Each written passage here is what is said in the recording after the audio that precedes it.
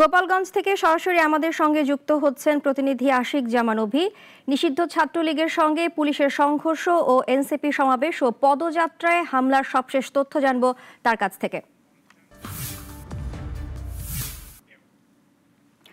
অভি, গোপালগঞ্জে এখন কি পরিস্থিতি দেখছেন, আর সংঘর্ষ কি এখনো চলছে?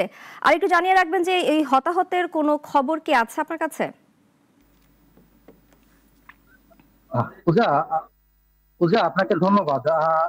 আপনারা জানেন যে জাতীয় নাগরিক পার্টি এনসিপির কেন্দ্রীয় কর্মসূচি হিসেবে আজ গোপালগঞ্জে তাদের পদযাত্রা ও সমাবেশের কথা ছিল। সকাল থেকেই একটি আতঙ্ক উৎকণ্ঠার মধ্য দিয়ে জেলাবাসী আসলে এই দিনটি পার করেছে। সকাল 9টার দিকে সদর উপজেলার উলপুর এলাকায় পুলিশের একটি গাড়িতে হামলা চালায় ছাত্রলীগের নেতাকর্মীরা।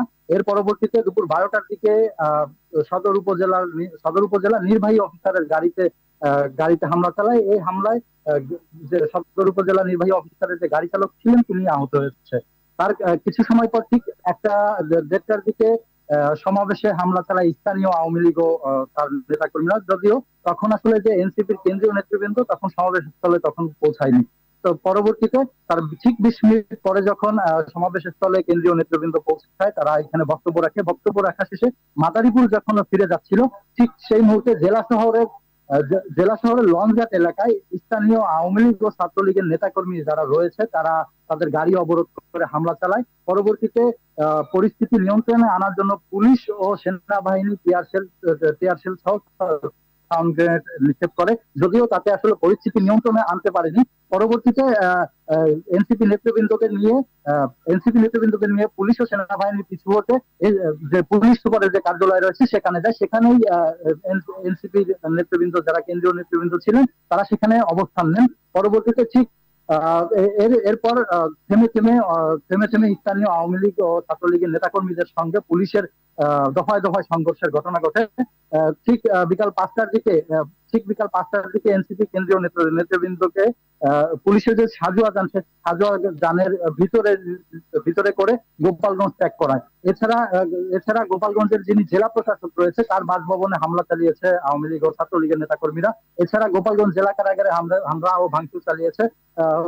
জেলা কারাগারের মূল ফটকে যে সকল জিনিসপত্র ছিল সে সকল জিনিসপত্র ভাঙচুর ও লুটের ঘটনা ঘটেছে।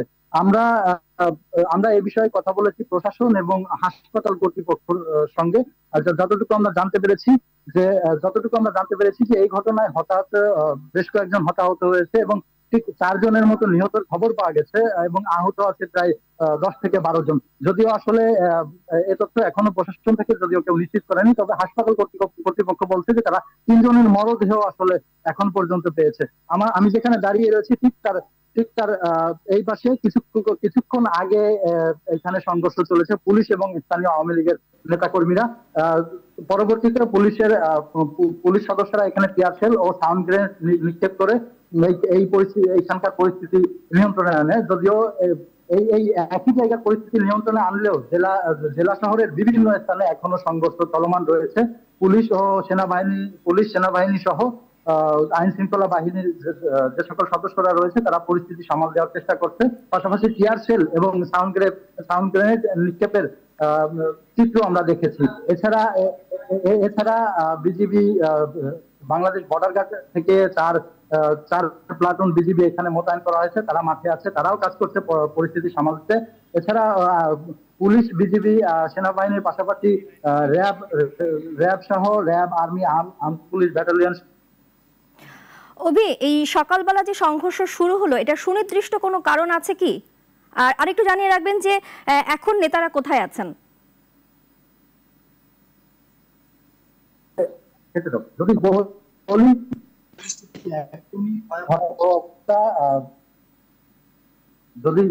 যদি বলি যে পরিস্থিতি একদমই ভয়াবহ অবস্থা।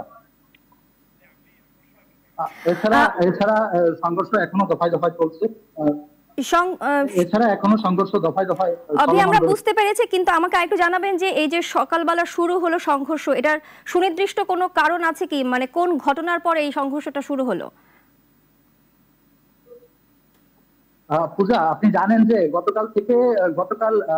গতকাল দুপুর থেকে স্থানীয় আওয়ামী লীগ সহ বেশ কিছু নেতাকর্মীরা ফেসবুকে এক প্রকার গুজব রটিয়েছিল। সেটি হচ্ছে যে যে এইখান থেকে সমাবেশ শেষ করে কেন্দ্রীয় এনসিপির নেতৃবৃন্দ নাকি আহ টুঙ্গিপাড়া টুঙ্গিপাড়ায় যে শেখ মুজিবুর রহমানের যে সমাধি রয়েছে সেখানে নাকি তারা হামলা চালাবে, এমন একটি গুজব রটিয়েছিল। সেই গুজবের প্রেক্ষিতে তারা সোশ্যাল মিডিয়ায় স্থানীয় আওয়ামী লীগ ছাত্রলীগ সহ স্থানীয় যে জনতা আছে তাদের সামাজিক যোগাযোগ মাধ্যমে ডাক দেয় আজকের এই সমাবেশ যেন সমাবেশ বানচাল ও তাদের উপর হামলা চালানো।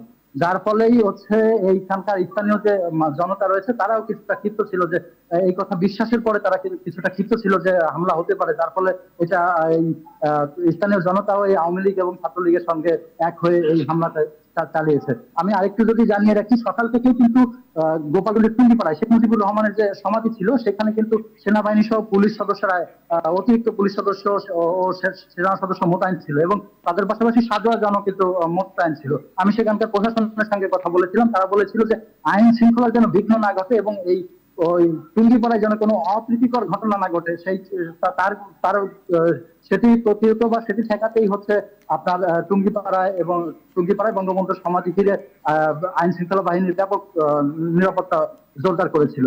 তো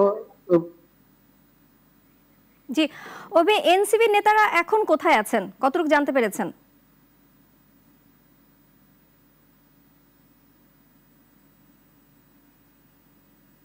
অভি, আপনি কি আমাকে শুনতে পাচ্ছেন? আপনি যদি পরিস্থিতি জি জি জি আমি যদি বলি যে পরিস্থিতি একদমই রণক্ষেত্রে পরিণত হয়েছে।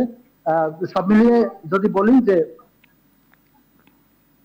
হ্যালো সব মিলিয়ে যদি বলি যে পরিস্থিতি একদমই রণক্ষেত্রে পরিণত হয়েছে। এখনো বলা যাচ্ছে না যে আসলে পরবর্তী ঘটনা কি হয়। তবে তবে এই ঘটনায় যে হতাহত হয়েছে তার সুনির্দিষ্ট কিন্তু তথ্য আমরা এখনো সংবাদ কর্মীরা যারা আছি তারা কিন্তু পাইনি। তবে হাসপাতাল কর্তৃপক্ষ যেটা বলছে যে 4 জনের মতো নিহত আছে এবং প্রায় 15 জনের উপরে এখনো আহত আছে। এর মধ্যে আমাদের বেশ কয়েকজন সংবাদকর্মীও আহত হয়েছে বলে আমরা খবর পেয়েছি। পূজা, এই ছিল আমার কাছে সর্বশেষ। পূজা, অভি, আপনাকে অসংখ্য ধন্যবাদ আমার সাথে যুক্ত হবার জন্য।